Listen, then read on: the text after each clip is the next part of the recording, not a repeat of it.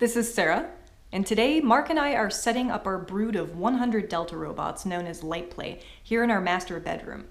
This is so we can test them out and get them all ready and looped up for their big debut, their first actual art gallery presence at the College of Southern Nevada at the Cheyenne campus this April. And for those of you who don't know, Light Play is a kinetic art installation that my collaborator Mark and I brought into existence via a Kickstarter about 3 years ago. It's basically an array of 100 Delta robots that you can control with your physical gestures. So you can think of it as an extension of your body or a prosthetic for enhancing self-expression. And these protective plastic, like spidery egg sac things that I've got going on here are pellets of the Deltas themselves. So we're gonna strip this away and pull these guys out and set them up in this open space so that I can start testing with them. Because I need to come up with some awesome show that they're going to do at our reception. And the reception has to kick ass because this art show happens to be at the college that I attended, so it's kind of like a homecoming for me. That's the hum of my babies.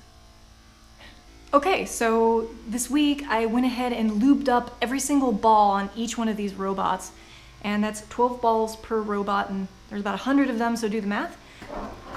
I've also spent quite a bit of time fixing some of these guys because they took quite a beating at Maker Faire last year.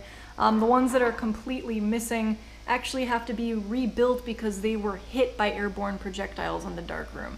So it got that intense.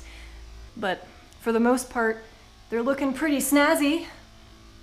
Now that these guys are all hooked up, I have a bit more preening to do.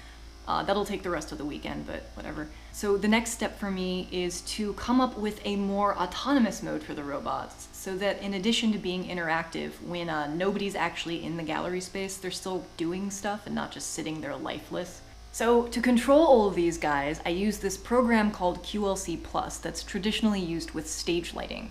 Now, since stage lights and my Delta robots both happen to have RGB values and XYZ values, everything maps perfectly, and it makes wrangling all these guys and getting them to do what I want kind of easy, which is great. So in my next video, I'm going to show you how I use QLC Plus to define all of my individual robots as fixtures, group them together, and then coax them to do complex patterns of motion and light. So stick around for that. Until then, enjoy your weekend, and as always, thank you for watching.